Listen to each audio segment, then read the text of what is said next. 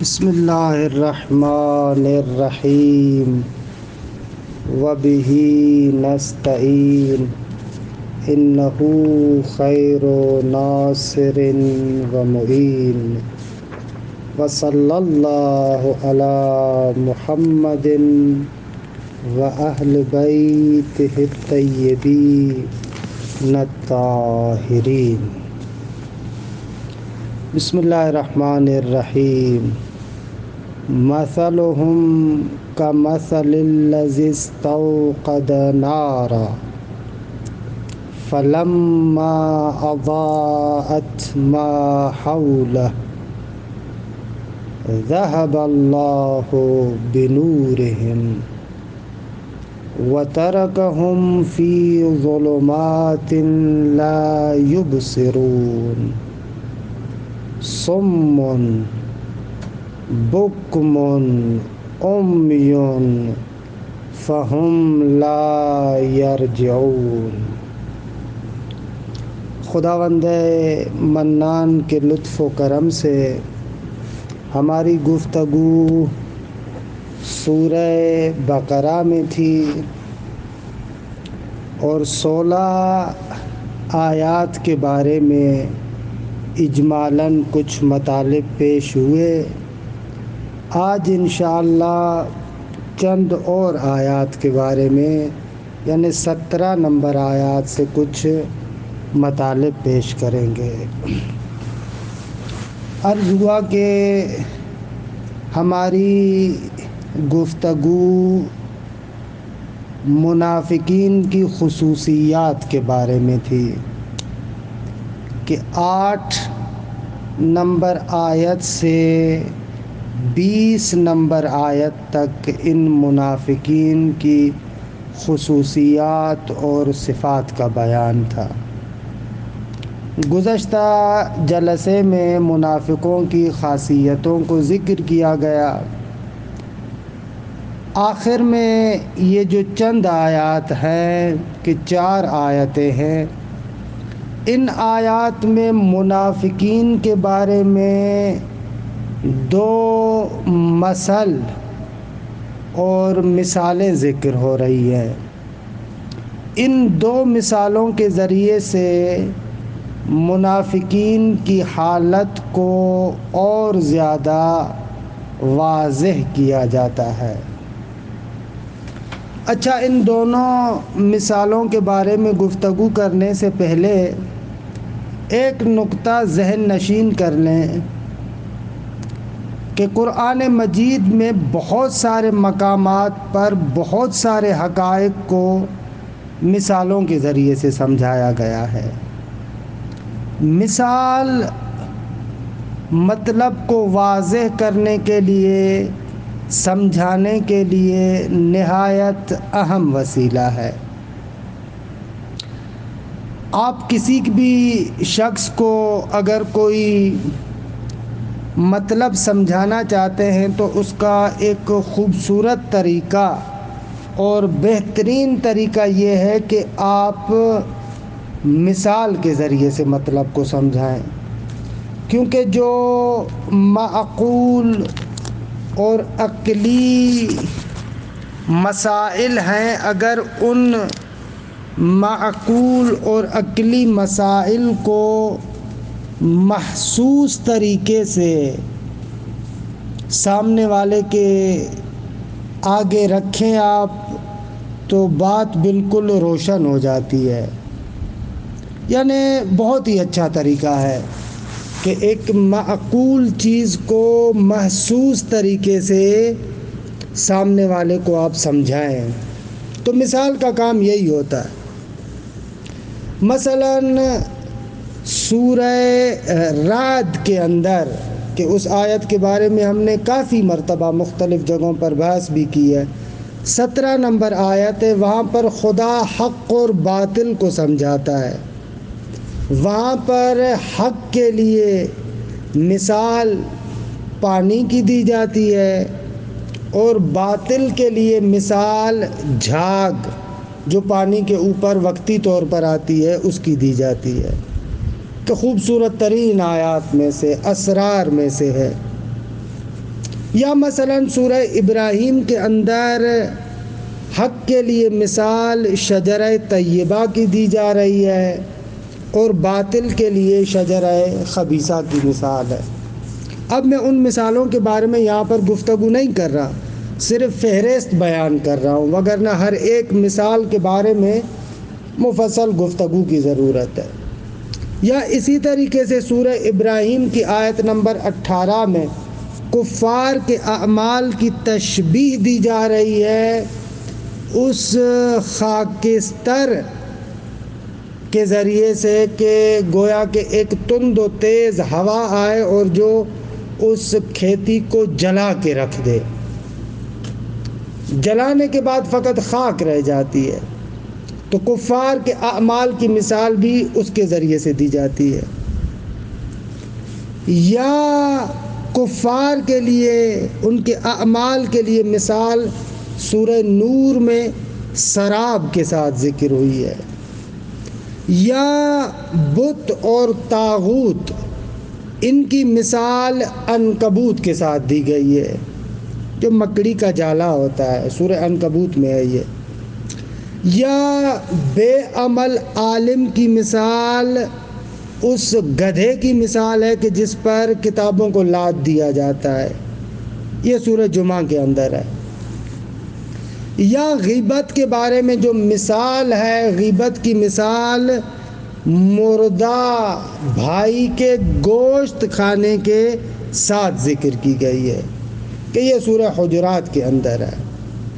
تو مختلف جگہوں پر قرآن مجید میں مثالوں کو ذکر کیا جاتا ہے تاکہ ان حقائق کو ملموس اور محسوس طریقے سے پیش کیا جائے۔ اسی اعتبار سے یہاں پر بھی منافقین کے بارے میں 2 مثالیں دی جا رہی ہے کہ انشاءاللہ ان دونوں مثالوں میں کیا فرق ہے، اس کو ہم آگے بیان کریں گے۔ پہلی مثال اس بات کے لیے ہے کہ منافق کی زندگی بے فروغ ہے، منافق کی زندگی میں نورانیت نہیں ہے، منافق ظلمتوں کا شکار ہوتا ہے، منافق کے پاس نور نہیں ہے، معرفت نہیں ہے، معرفت سے تہی ہے، خالی ہے۔ ایک مثال جو پہلی ہے وہ اس کے بارے میں ہے۔ دوسری مثال، منافق کی زندگی خوف، ہراس اور ڈر کے ساتھ بھری ہوئی ہوتی ہے، اس کے اندر خوف ہوتا ہے، ڈر ہوتا ہے، سکون نہیں ہوتا، اضطراب ہوتا ہے، حیرانی ہوتی ہے، تحیر ہوتا ہے، بے سکونی کی کیفیت ہے۔ دوسری مثال اس اعتبار سے ہے، یعنی دوسرے لفظوں میں منافق کی زندگی میں نہ معرفت ہے یعنی نورانیت نہیں ہے۔ جب معرفت اور نورانیت نہیں ہے تو وہ زندگی اضطراب، پریشانیاں، خوف، ڈر، ان چیزوں میں گھری ہوئی ہوگی۔ یہ منافق کی زندگی ایسے ہے۔ اچھا، میں آیات کو آہستہ آہستہ پڑھ رہا ہوں اور ترجمہ بھی کر رہا ہوں تاکہ ان مثالوں کی نزاکتوں کو اور اچھے طریقے سے سمجھ سکیں۔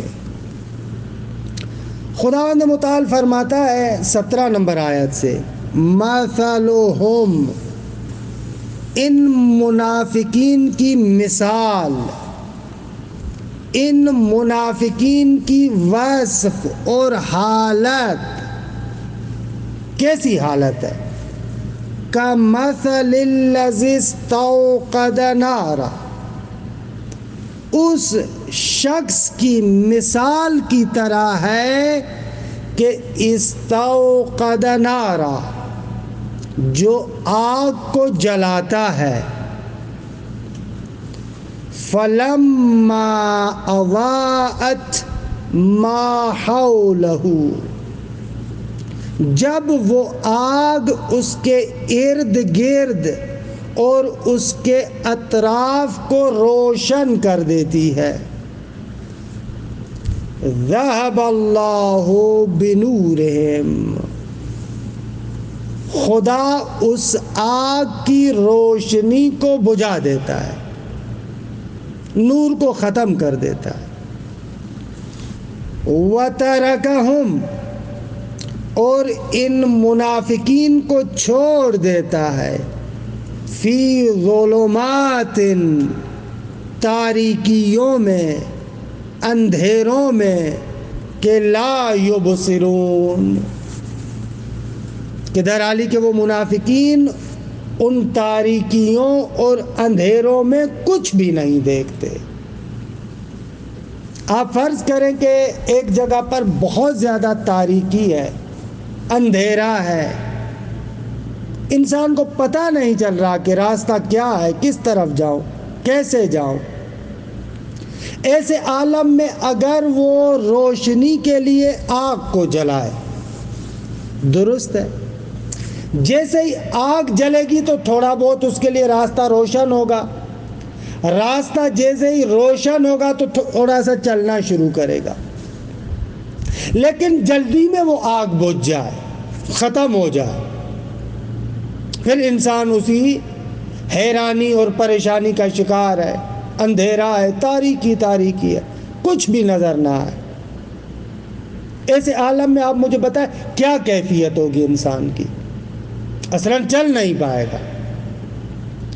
قرآن فرماتا ہے کہ منافق کی مثال اس بندے کی طرح ہے کہ جو ان اندھیروں میں پھنسا ہوا ہے، اور اندھیروں میں بھی روشنی کے لیے قرآن یہ نہیں کہتا کہ وہ نور کو آمادہ کرتا ہے، بلکہ نور کے لیے، روشنی کے لیے بھی وہ آگ کو جلاتا ہے۔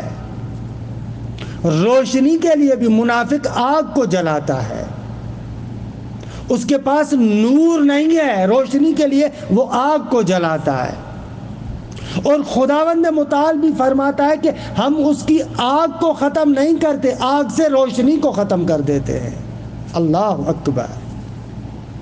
آیت میں عجیب ہے، استوقد نارا، اس نے روشنی کے لیے آگ جلائی ہے، خدا کہتا ہے ذہب اللہ بنورہم، خدا اس آگ کا نور ختم کر دیتا ہے، لیکن آگ کی تپش تو باقی ہے نا، وہ تو اسے جلا رہی ہے۔ کہتے ہیں دنیاوی آتش اور اخروی آتش میں ایک فرق یہ ہے کہ جو دنیا کی آگ ہے جلانے کے ساتھ ساتھ اس کے اندر روشنی کا عنصر بھی ہوتا ہے، لیکن جو آخرت کی جہنم کی آگ ہے اس جہنم کی آگ میں روشنی نہیں ہوتی، فقط حرارت ہے، جلانا ہے۔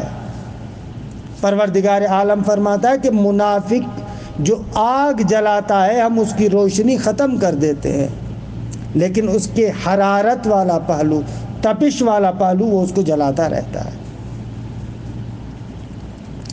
پھر آگے پروردگار عالم فرماتا ہے سمون بکمون امیون فہم لا یرجعون، یہ منافق بہرے ہیں، کچھ بھی نہیں سنتے، بکمون گونگے ہیں، امیون اندھے ہیں، لا یرجعون یہ اپنی ضلالت اور گمراہی سے پلٹ کے آنے والے نہیں ہیں۔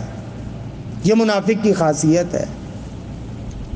دیکھیں انسان کے معرفت حاصل کرنے کے یہ وسائل ہیں، کان، قوت گویائی، آنکھیں، ان کے ذریعے سے انسان معرفت حاصل کرتا ہے، لیکن خدا کہتا ہے کہ منافق کے پاس یہ نہیں ہے، حقیقتاً نہیں ہے اس کے پاس۔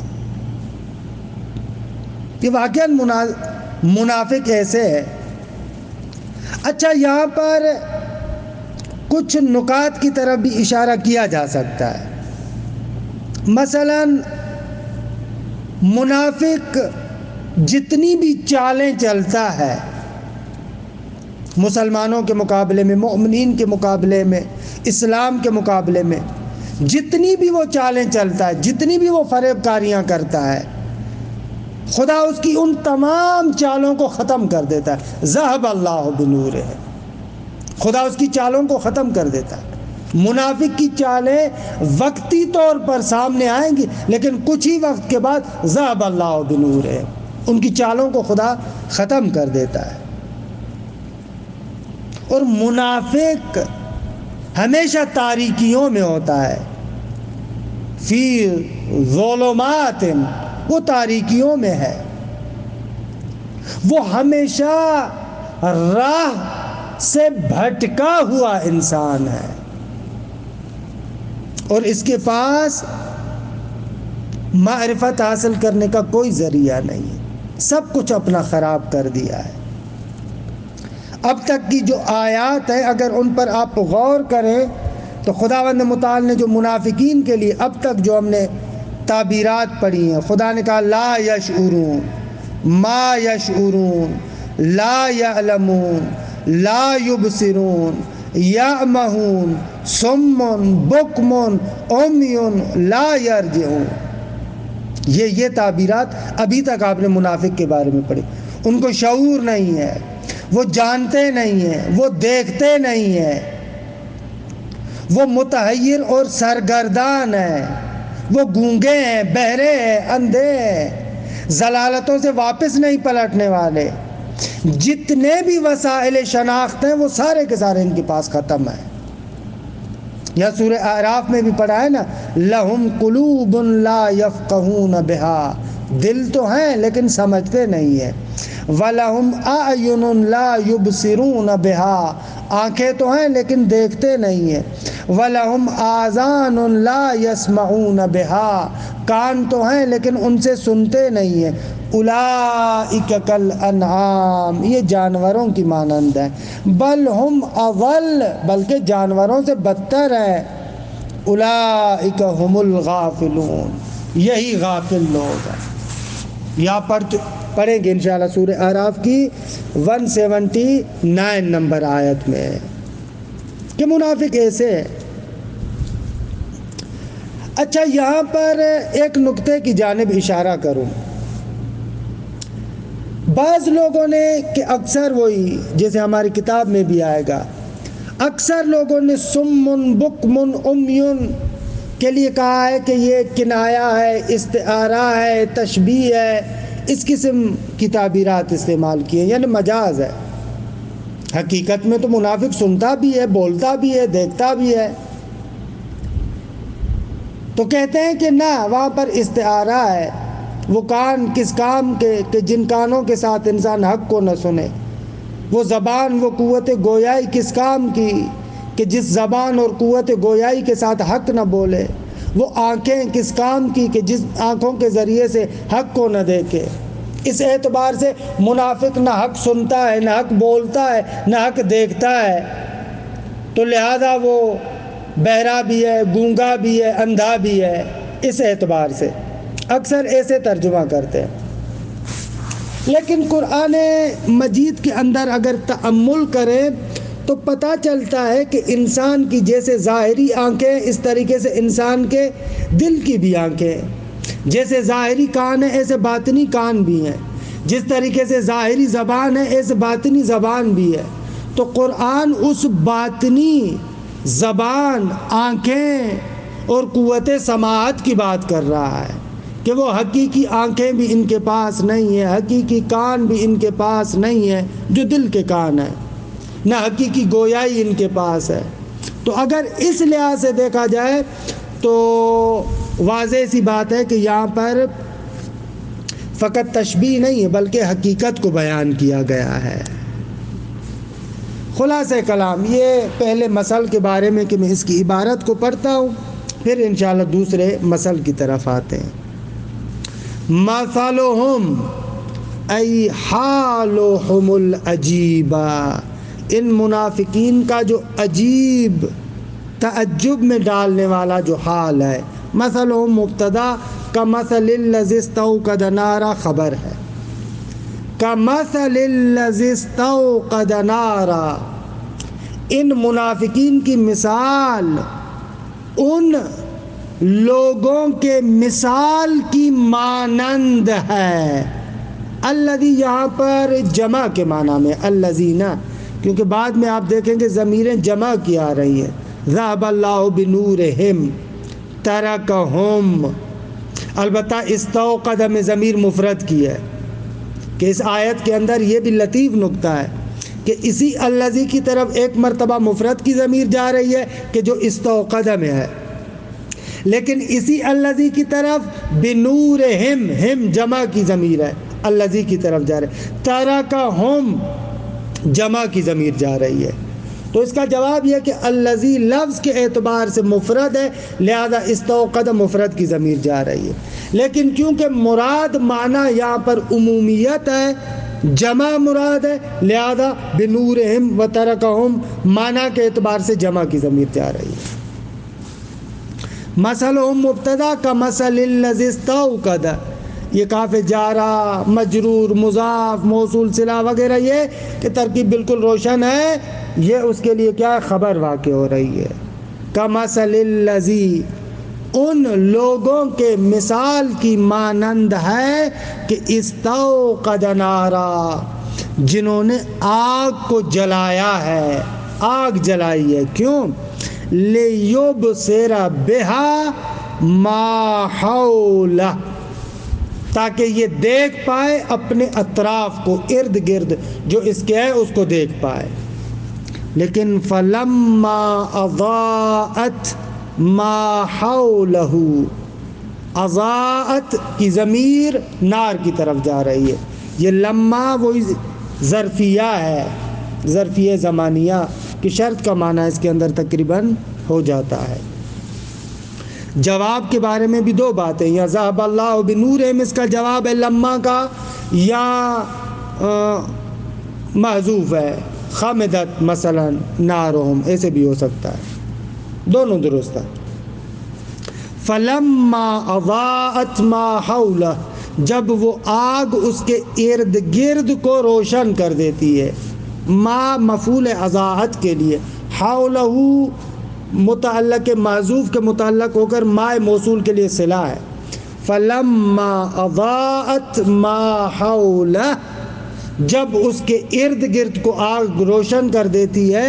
ذهب اللہ بنورہم، خدا ان کے نور کو ختم کر دیتا ہے. اچھا، عربی زبان میں ذهب فعل لازم ہے نا، اس کو متعدی یا حرف جر کے ذریعے سے بنایا جاتا ہے یا باب افعال میں لے جا کر بنایا جاتا ہے. مثلا ذهب کو اذهب بنایا جائے تو بھی متعدی ہوگا، ذهب اللہ بنورہم با کے ذریعے سے تو بھی متعدی ہوگا. لیکن دونوں میں فرق ہے. جب ذهب کو باب افعال کے ذریعے سے آپ متعدی کریں گے تو اس کا معنی ہوگا بھیجنا. مثلا اذهب زید امرا، یعنی زید نے امر کو بھیج دیا. لیکن اگر وہ ذهب زید بامر، یعنی زید امر کو اپنے ساتھ لے کر گیا، جب با حرف جر کے ذریعے سے متعدی ہو رہا ہے تو استصحاب اور ساتھ میں جانے کا معنی ہوتا ہے. اس میں ذهب زید بامر یعنی زید امر کو ساتھ لے کر گیا، لیکن اذهب زید امرا یعنی زید نے امر کو بھیج دیا. درست ہے، یہ دونوں میں فرق ہے. خدا ان کے نور کو خاموش کر دیتا ہے، ختم کر دیتا ہے. کیسے؟ بِإِرْسَالِ رِيحٍ، ہوا کو چلا دیتا ہے، او مطر یا بارش برسا دیتا ہے. اطفأها، جو ریح اور مطر یعنی بارش اس نور کو، اس آگ کو خاموش کر دیتے ہیں. وَذَلِكَ، یہ کیا مطلب ہے اس کا؟ کہ کچھ وقت کے لیے آگ جو جلتی ہے ان کے لیے کچھ نورانیت ہوتی ہے. اس سے کیا مراد ہے؟ کہتے ہیں اس سے مراد یہ ہے کہ منافق پر اس زبان سے ایمان کے اقرار کرنے کی وجہ سے ظاہری احکام تو نافذ ہوتے ہیں نا، ان ظاہری احکامات کے اعتبار سے کہا گیا ہے. وَذَلِكَ لِأَنَّهُمْ أَبْصَرُوا بِظَاهِرِ الْإِيمَانِ الْحَقَّ وَأُؤْتُوا أَحْكَامَ الْمُسْلِمِينَ. کہتے ہیں کیونکہ ظاہر ایمان کی وجہ سے تھوڑا بہت حق کو دیکھتے ہیں، اسی اعتبار سے ان پر مسلمانوں کے احکامات بھی جاری ہوتے ہیں، لیکن فلما اضاء ایمانہم الظاہر ما حولہم، جیسے ہی ان کے ظاہری ایمان نے ان کے اطراف کو نورانی بنایا، اماتہم اللہ، خدا ان کو مار دیتا ہے۔ اب جیسے یہ مر جاتے ہیں تو وہ جو ظاہری ایمان کا، ظاہری نور کا ختم ہو جاتا ہے، قبر کے اندر اب ظلمتیں ہی ظلمتیں ہیں۔ وَسَارُوا فِي ظُلُمَاتِ عَذَابِ الْآخِرَةِ، وہ چلے جاتے ہیں آخرت کے عذاب کی تاریکیوں میں، ظلمتوں میں۔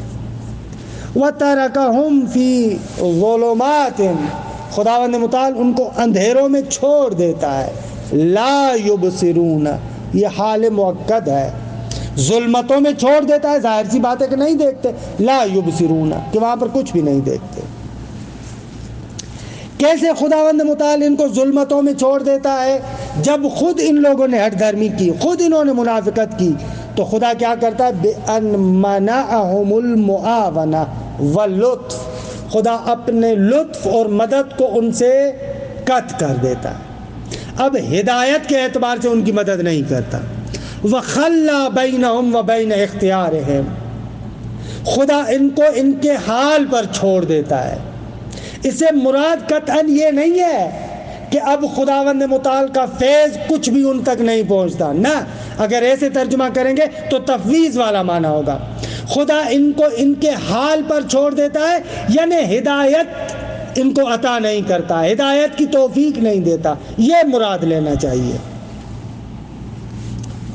اچھا، یہ جو کہا گیا کہ خدا ان کے نور کو بجھا دیتا ہے، کیا مراد ہے اس سے؟ وَإِسْنَادُ الْإِذْهَابِ إِلَيْهِ تَعَالَى، بھائی خدا ان کے نور کو بجھاتا ہے، یعنی کیا؟ اس لیے کہ لِأَنَّهُ الْمُسَبِّبُ لِلْإِطْفَاءِ، ان کے نور کے بجھانے کا سبب ایجاد کرنے والا خود خدا ہے۔ لیکن کیوں کرتا ہے؟ کیونکہ منافق ہے، منافق ہے، لہذا خداوند متعال اس کے نور کو بجھا دیتا ہے۔ وَأُدِّيَ بِالْبَاءِ، عرض کیا کہ ذَهَبَ اللَّهُ بِنُورِهِمْ، اس کو متعدی کیا گیا ہے با کے ذریعے سے، لِإِفَادَتِهَا الْإِسْتِصْحَابِ، تاکہ ہمراہی کا فائدہ دے، ساتھ جانے والا فائدہ دے۔ عرض کیا نا، اذهب زید امرا، یعنی بھیجنا، ذهب زید بامر، یعنی زید امر کو ساتھ لے کر گیا۔ اچھا، آیت میں فلما اضاءت ما حولہ، تو جواب میں یوں آتا ہے نا ذهب اللہ بضوئہم، لیکن خدا نے بضوئہم نہیں کہا بلکہ بنورہم کہا۔ کیوں؟ ضوء کو کہتے تاکہ پہلے حرف کے ساتھ مطابقت ہوتی، کہہ رہے ہیں نہ، نور کے اندر زیادہ مبالغہ ہے۔